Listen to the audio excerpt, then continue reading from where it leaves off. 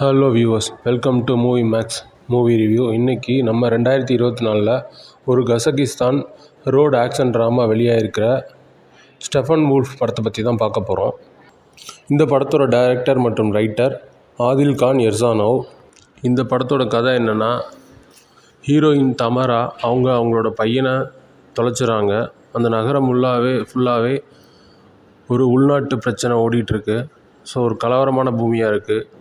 அப்போது அவங்க ஹீரோவான farmer detective ப்ரிசனில் இருக்கார். அப்போ அங்கே ஒரு பிரச்சனை, எதிர்பாராதமாக 2 பேரும் சந்திச்சுக்கிறாங்க.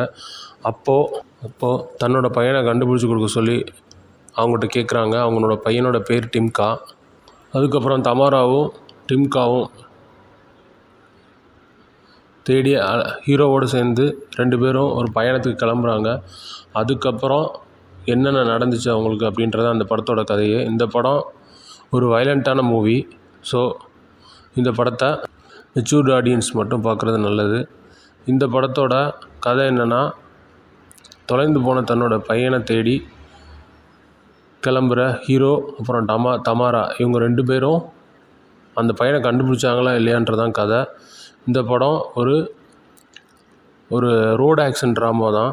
இந்த படத்தில் வயலண்ட் காட்சிகள் நிறையா இருக்குது. இந்த படத்தோட IMDb ரேட்டிங் 6.5. இந்த படம் ஒரு அபவ் ஆவரேஜ் மூவி தான். ஹீரோ ஒரு கருணை இல்லாத கேரக்டரு. யார் வந்தாலும் சுட்டு தள்ளிட்டு போயிட்டே இருப்பார்.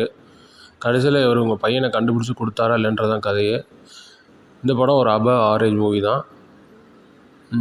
மேலும் இது போன்ற உலகப் படங்களை தெரிந்து கொள்ள நமது சேனலை சப்ஸ்கிரைப் செய்யவும். தேங்க்யூ.